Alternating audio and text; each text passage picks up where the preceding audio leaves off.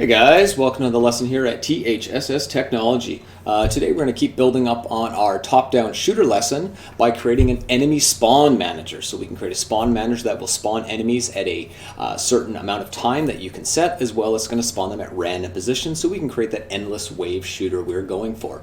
So let's get started. So the first thing I'm going to do up here in the hierarchy is I'm going to create an empty. Let's call that empty our spawn manager. Excellent. Okay, perfect. And let's just reset its position to 0, 0, 0. Now, an empty is just, it's an empty. There's nothing on it. It's useless until we start adding components. So let's add a script onto that empty. So let's create a new C# script. We're going to call this spawn manager. And let's put this spawn manager script onto our spawn manager.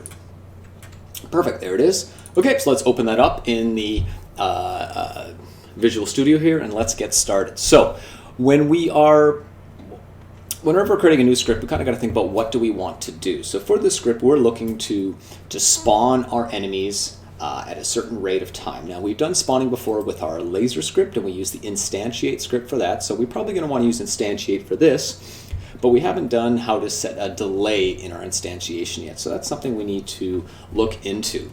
The code that we need to use is called a coroutine. Coroutine. So just hop onto the Unity API. You can see what a coroutine does, but what's really important is a coroutine is a function that can suspend its execution until the given yield finishes. So it allows us to use this yield command, this yield return new wait for seconds. Then you can put in how many seconds you want it to delay for. We can only do that when we're using a coroutine by using the function IEnumerator. Okay, so let's hop back into our scripting here. And the very first thing we're going to do, much like when we made the laser, let's create a new public, and let's create a public game object, and let's just call it enemy. Okay, let's save that, hop back into Unity, look at our spawn manager over here, looking for our game object, and let's drag our enemy game object onto that. Perfect. Okay, we're not going to be needing our void update here, so let's get rid of that. And let's go back to our Unity API and have a look here. So we want to do the function called IEnumerator, give it a name, and then close the function there. Okay, so let's go back into ours, and let's see IEnumerator. Let's call this, let's see, what do we want to call this? Probably just enemy spawn, or just, yeah, let's call it enemy spawn. Okay. So there we've created our IEnumerator, and we're calling it enemy spawn. Okay, so whenever we're creating an IEnumerator, we want to, in this case, we actually want to create like an endless loop. We want it to be spawning our enemies endlessly. And for that, we're going to use what's called a while statement. A little bit different than an if statement, which sets a condition on this. A while statement just means keep doing it while this is going on. And what's going on? We're going to say while true. Now, while true statements are kind of dangerous. You got to be careful when using them, because with a while true statement, it's true by default, and it'll pretty much always be true. So if you put anything into these brackets without setting a delay or some kind of way to end it, it will run it endlessly, and Unity will recognize this and actually deliberately crash the program, so it avoids crashing your computer, because it's going to be using all your resources to create this while true statement.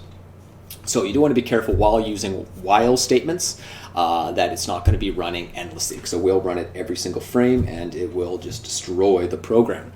Okay, so while true. Okay, and what do we want to do while it's true? Well, we want to instantiate. Okay, and what do we want to instantiate? Well, we want to instantiate our enemy.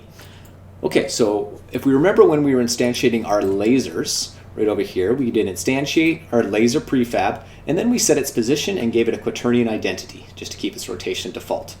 So transform position here, we're just spawning our laser at the position of the player, but we don't want to spawn our enemies at the position of the spawn manager. We want to create a random spawning point. So for that, we are going to create a new vector 3 points. So let's create a new vector 3, and let's just call it enemy spawn. Okay, and we'll make the enemy spawn equal to a new vector 3. Okay, and for that vector 3, we're going to use the random range function. We've used that before when creating the enemy respawning script as they leave the screen. So we're going to get a random range, and for its x value, what do we want its range to be? Well, we kind of want the range to be between, probably want it on the screen, so about -8 probably to about 8, yeah. So -8 to 8 on the x value, and on the y value, we just kind of want to spawn it probably around 7 for the y. So it's spawning off the screen. So -8f to 8f, in case you want to use a float. And then for the y value, we will spawn it at 7, and then 0 for the z. Okay, excellent. So now let's go back to our instantiate. So now we're going to instantiate our enemy prefab, and we're going to instantiate it at the enemy spawn position we have created. Okay, perfect. Okay, and then we just want our quaternion identity again, so we're not changing around the rotational value of our prefab. But we have to be careful here. If we were to run this, like I said, it would actually crash Unity, because it is always going to be true. So it's going to be instantiating this endlessly, nonstop, and too fast for the computer to handle. So we need to create we need to use our yield statements now that it talks about here. This yield, return new, and wait for seconds. Okay. So let's go back over here now, and let's say after it instantiates the enemy once, then it's going to yield, and we're going to yield a return of a new wait for seconds, and let's just set it for 5 seconds for now, and we'll talk about maybe changing that later. Okay, so the IEnumerator, while it's true, which will always be true, we're going to instantiate an enemy at the enemy spawn. What's the enemy spawn? Well, the enemy spawn is a random range between -8 and 8, f on the x, 7 on the y, and then 0 on the z. And then we're keeping this rotational value the same, and then we're going to wait for 5 seconds, and it's going to run it again and again, and it's never going to leave this loop because there's nothing else here, and this is always going to be true. So it's going to be running this loop endlessly. Okay, now the next thing we need to do, we've just created what's called a coroutine.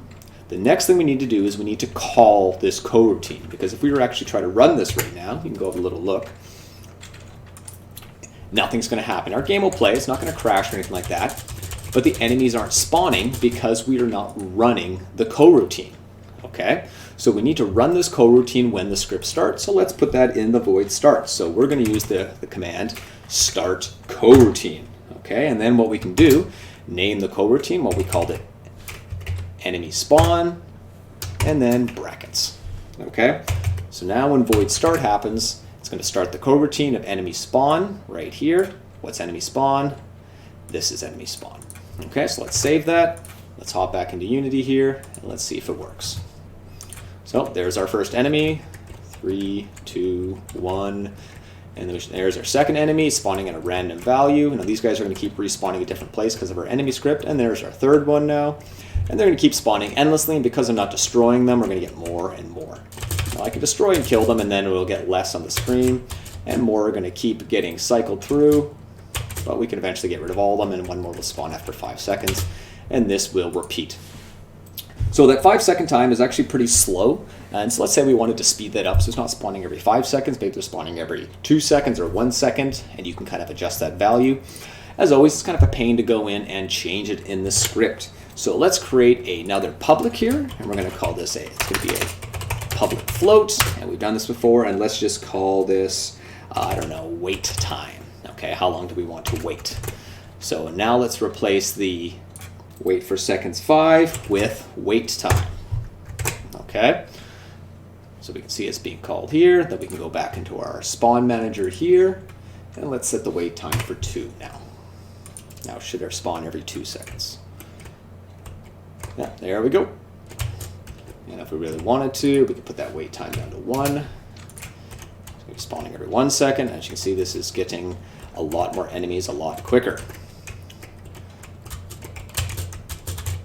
And we still have our 3 lives, of course. And we can put that wait time down to 0.25. And now they're going to be spawning immensely quick. Excellent. Well, that's for today's lesson. And hope you found that helpful. And we will see you all later.